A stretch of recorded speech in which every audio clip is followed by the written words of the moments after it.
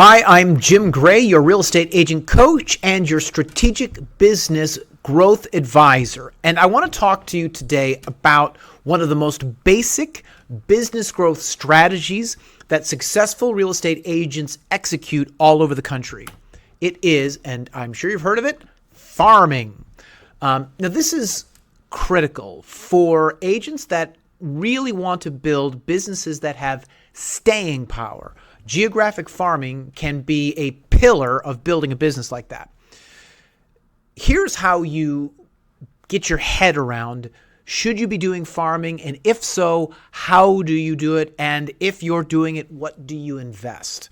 I encourage you, as with all lead generation strategies, as with all business building strategies in a real estate business, I encourage you to begin with the end in mind. Here's what I mean. What does your business look like 10 years from today? Now, you might be saying, oh my gosh, Jim, I can't barely see past tomorrow. I get it. And since we're here together on this little video and I'm having a chat with you, I want you to take a minute. What does that business look like 10 years from today? This is you with a magic wand in your hand and your imagination fully engaged. Let's say you had no fear and everything went exactly right.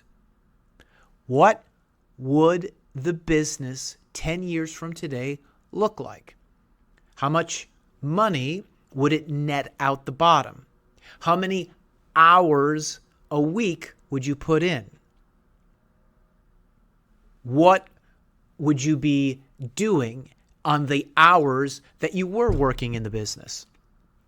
What you may not understand is what's great about life is it will obey you from time to time if you can clarify what it is you want.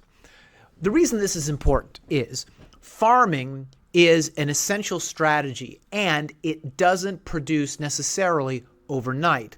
But it can be very powerful if you have some idea of where you want this business to be on a 1-year timeline, a 3-year timeline, a 5-year timeline, and a 10-year timeline. If you can begin to create that kind of vision for your business, okay, farming might be a very powerful strategy for you. Okay, so this business 10 years from today, does it make $500,000 out the bottom? Do you have full autonomy over your time, meaning you're cherry picking the transactions you want to do and maybe your team is doing the rest? Or maybe you're still fully in transactional mode? Whatever that vision is, the thing I want you to consider is what you're doing today getting you closer to that spot. So many agents that I know, it's like trying to use a GPS, not knowing A, where you are, or B, where you want to go. The GPS is useless unless you have those two pieces of critical information. I suggest to you that building a real estate business is very, very similar. It is so helpful, in fact, powerful, to know where is it you want to go. Even if you're not 100% clear on that, I want to give you permission, a little bit of room just to daydream for a minute. I don't know if you know this, but the life you get to live is the one you first live in a daydream. Okay, so what does this business look like 10 years from today? And is what you're doing today getting you closer to that 10-year vision?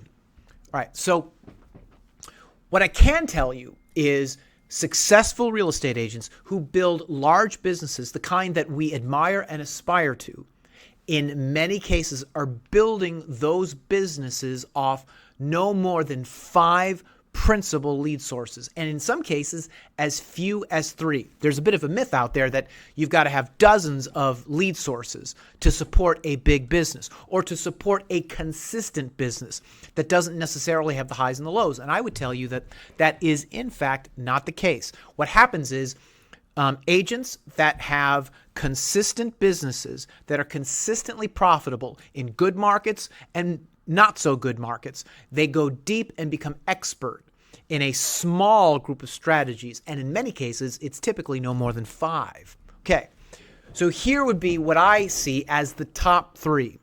Agents that build sustainable businesses, that don't have those crazy peaks and valleys. They are very good with their SOI. They are very good at marketing to their past clients. And in their listing inventory, they're very good at marketing those listings to generate inbound business flow. In some cases, these are the main three that successful agents use. And in many cases, you'll see paid lead sources like Realtor.com, like Zillow, like Google PPC or Facebook PPC, or what I'm seeing a lot now is Google Local Services. You're probably using that. It's been very effective in certain markets. But here's one of the other strategies, geographic farming. This can feel a little old school because, hey, who uses the mail? Well, guess what? People who own houses do. So what I can tell you is it's not unusual to see a successful agent with an exceptional business working four main strategies: sphere of influence, past clients, listings marketing, essentially, which is sign calls and open houses primarily, and geographic farming. Okay, here's why farming is a great pillar for a larger marketing strategy. You have full control over where the marketing goes. If you run a PPC campaign, a Google pay-per-click campaign, have you ever done this? Leads can come in from anywhere, like literally anywhere, right? If you have Zillow, how many times have you gotten crazy Zillow leads like, well, this is a mobile home 2 towns over, or that's a piece of, raw dirt, right? But when you geographically farm, you know the exact addresses that you will be reaching out to. So you have full control. There's no mystery here. So I love control.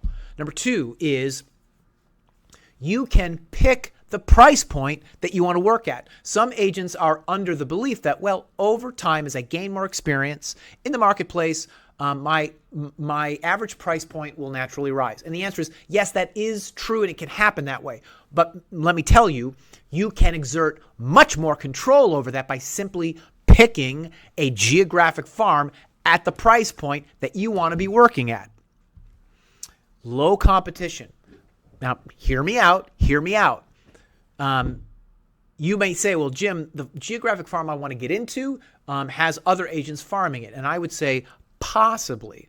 But remember, to be successful at farming requires an effective strategy overall and a resolve to be consistent. It's those two things together that makes a successful farming effort. And in most cases, it is the rare agent that does it.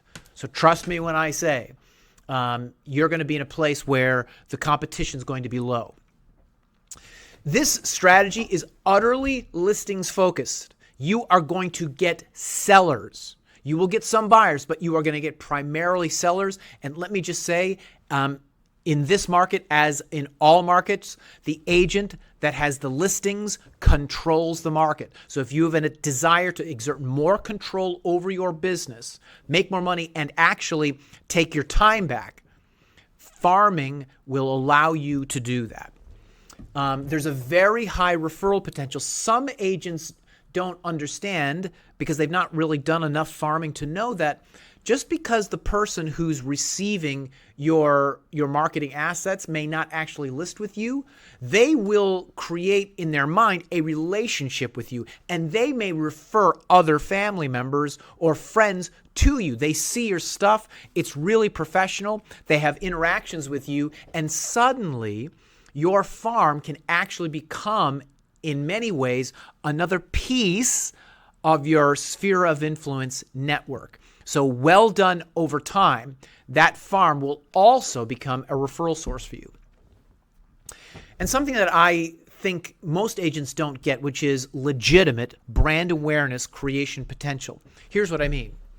To actually rent space in the brain of your prospects. The way you do that is frequency plus time equals brand awareness. So if You are in these folks' mailboxes and in other adjacent areas consistently over time with compelling messages supported by an effective conversion pathway. You will become the agent that all of these people think of on a short list, if not first.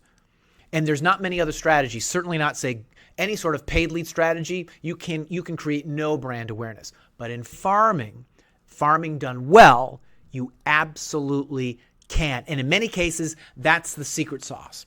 Okay. I just want to hit on low competition for a minute.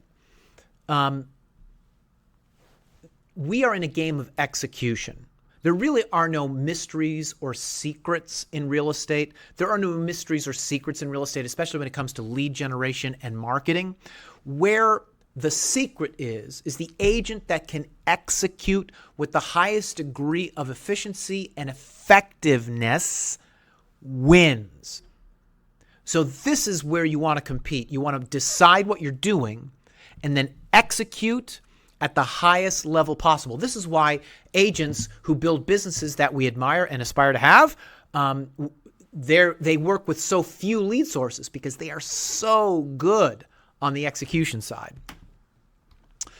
What I also like about farming is there are conversion enhancement strategies that you can add on to a simple, straightforward mailing effort. And we're going to go into these in further videos. What I mean to say is you can optimize a farming campaign so that it's not just physical pieces in the mail. And this is where you can really compete, really distinguish yourself, and over time create an actual brand awareness in a specific market. You've probably heard the old adage, when is the best time to plant a tree? Well, the best time to plant a tree is 20 years ago. But when's the second best time? Well, the second best time to plant a tree is today. And if you have this idea that you plan to be in this business in 10 years, that business you build in your mind, that what farming will do for you is allow you to start planting trees today. So as you master this vertical of marketing and lead generation, you will look back in year 10 and realize you've planted a forest. And there's this beautiful thing that happens. Other agents can't compete. They can't compete. Why? Because you've got a 10-year head start. That's what's so exciting about farming. Okay, so here's how we're going to work through this together. I'm going to show you how to pick a target area to farm. I'm going to go through the cadence of communication with that market area. We're going to talk about how to message this target area in a way that gets them to respond. We're going to talk about the conversion path, right? So when a prospect responds, how do you interact with that? We're going to talk about general execution. And then finally, I'm going to give you strategies to optimize a basic, well-designed farming campaign so that you get maximum deal flow. All right, this is very exciting stuff. Make sure you watch all the videos in the series. I'm Jim Gray, your real estate agent coach and your strategic business growth advisor. I'm really excited to go on this journey with you.